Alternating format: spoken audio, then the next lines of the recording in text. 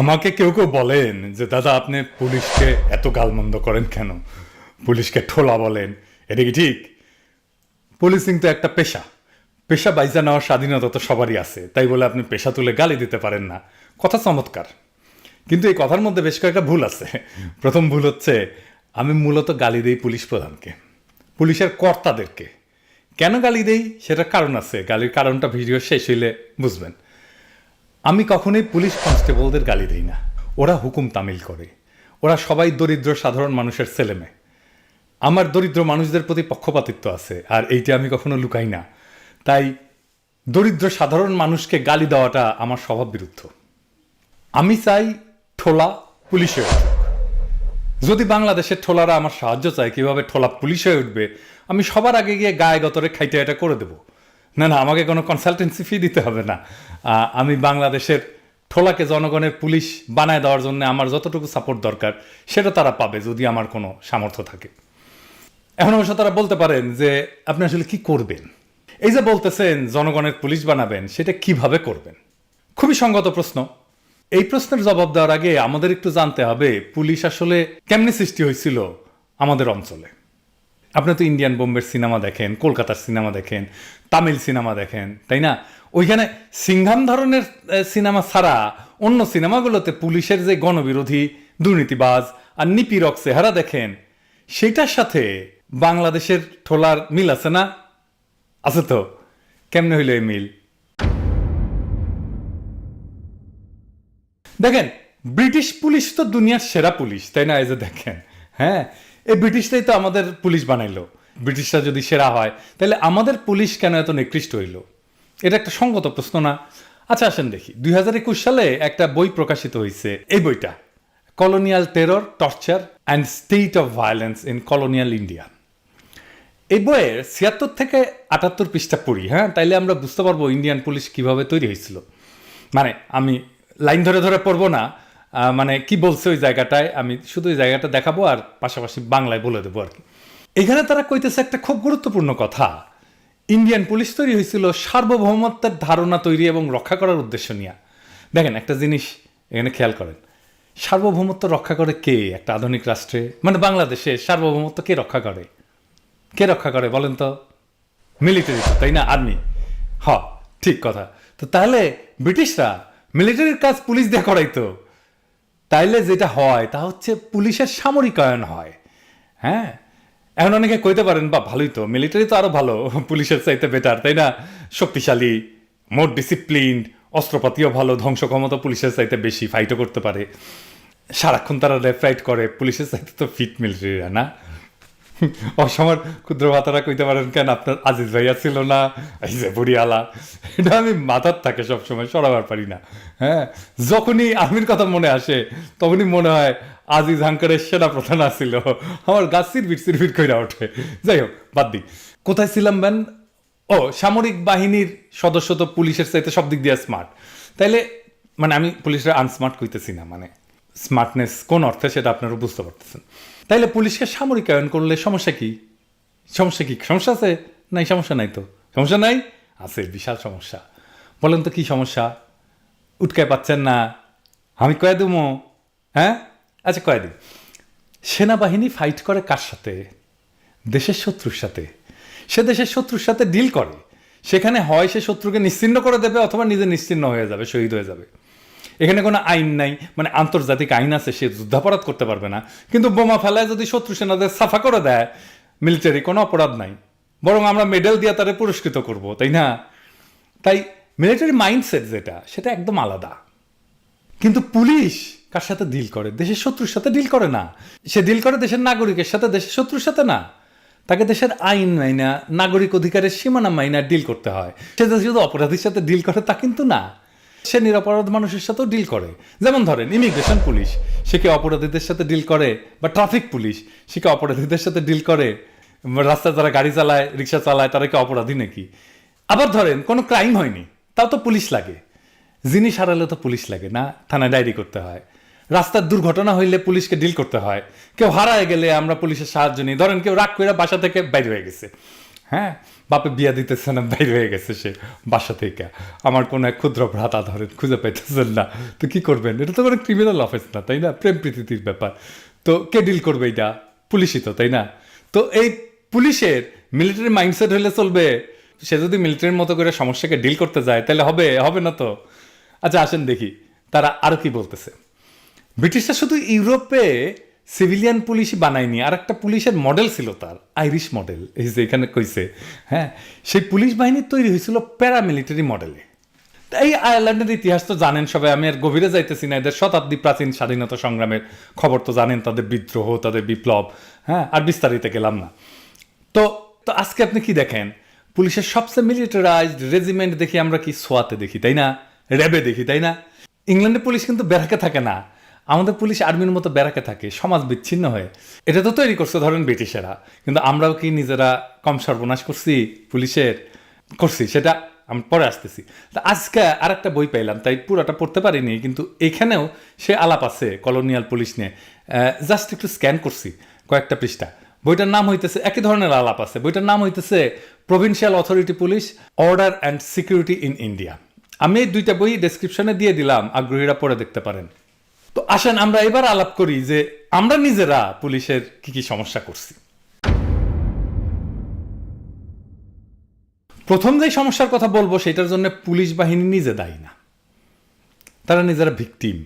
এখানে অবশ্য ভিকটিম বলাটা সম্ভবত ঠিক না মনে হয়, কওয়া যাইতে পারে ট্রাজিক নায়ক আর কি। হ্যাঁ, মানে ঘটনার উপরে তার নিয়ন্ত্রণ ছিল না, কিন্তু সে এমনভাবে পরিস্থিতির শিকার হয়েছে যে তার বিরুদ্ধে গেছে।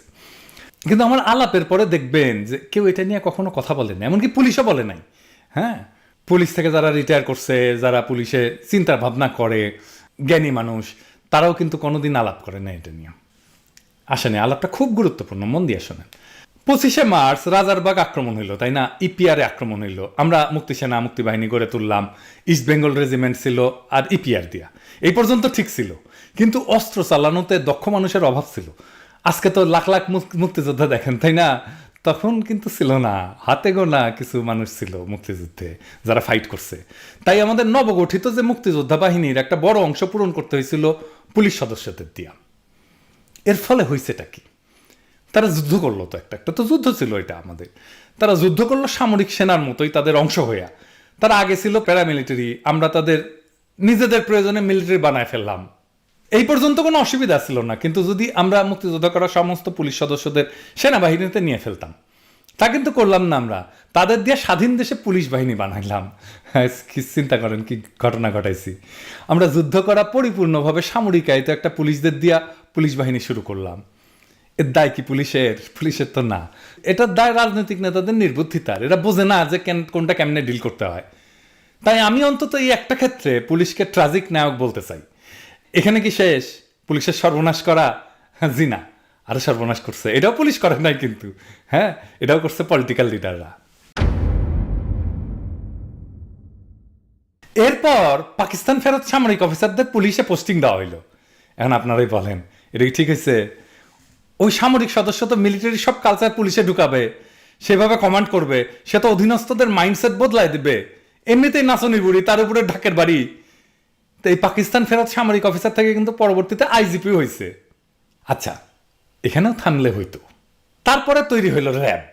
র্যাবের এই কনসেপ্টটাই যে ভুল, এটা বুঝতে পারছেন তো?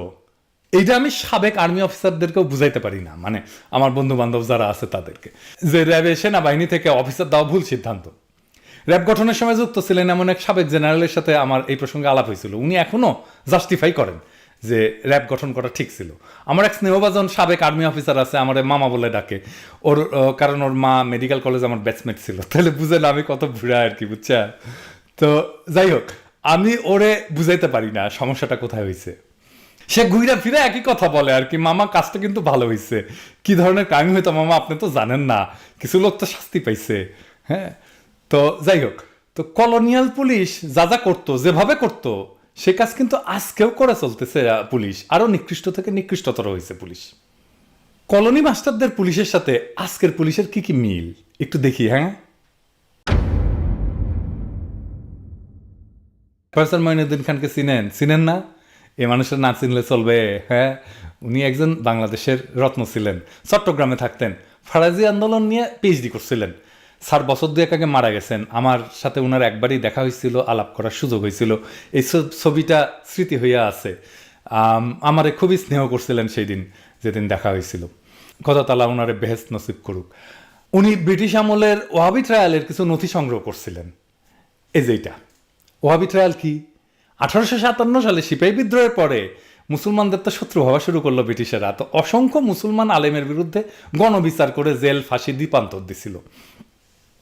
আজকের হাসিনা পুলিশদের আপনি একইভাবে বিরোধীদের দমন করতে দেখবেন। কিন্তু মঈনুদ্দিন স্যারের ওই রিপোর্টে, নথিতে ইন্টারেস্টিং কি জিনিস ছিল, ব্রিটিশ আমলে বিশেষ করে বগুড়া, রাজশাহী, মালদহ, দিনাজপুরে অসংখ্য কৃষক প্রজা আর তরিকায় মোহাম্মদের ওলেমাদের গ্রেপ্তার করে আন্দামান আর পাঞ্জাবের কারাগারে পাঠানো হয়েছিল। সেই সব পুলিশ এবং প্রসিকিউটর যত বেশি সংখ্যক ব্যক্তিকে গ্রেপ্তার করতে পারতো আর মামলা দিতে পারতো, আর কি মামলা দিত, ব্রিটিশ সরকার সেসব পুলিশ সদস্য আর প্রসিকিউটরদের আলাদা পুরস্কার আর পদবি দিত, হাসিনার মতো। হ্যাঁ, আর যেসব পুলিশ এই সমস্ত প্রচুর মামলা গ্রেপ্তারে আগ্রহী কম ছিল, তাদের তিরস্কার করা হইতো। মূলত যত বেশি মামলা তত পুরস্কার, তত পদবি। এই যে পুলিশদের যে তিরস্কার করা হইতো, হ্যাঁ, যারা কম মামলা দিত, সেটা এই যে এখানে আছে। হ্যাঁ, এখানে সেফ যে কনলি বলে একজন পুলিশ অফিসার ছিল, সেই 1870-এ তাকে 3000 রুপি দেওয়া হয়েছিল, 3000 রুপি পুরস্কার দেওয়া হয়েছিল।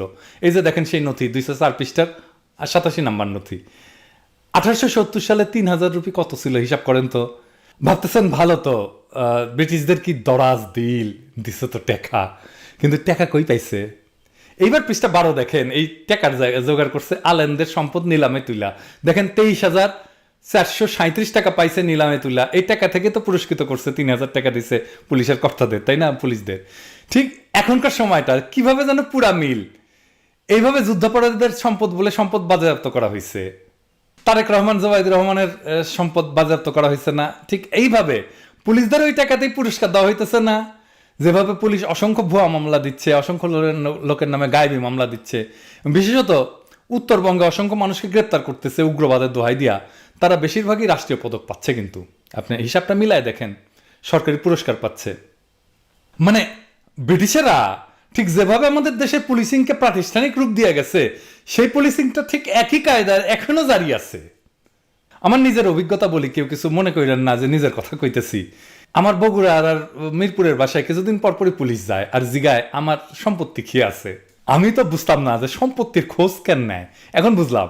এ ভালশীল ঠোলা, আমি কি হাসিনার মতো 6 বছরের ডিগ্রি পাস নাকি যে আমি সম্পত্তি করে খাইস মিটামু, খালি লুটপাট করুম? হ্যাঁ, আমার সম্পত্তি তো এটা টের পাইতেছ না?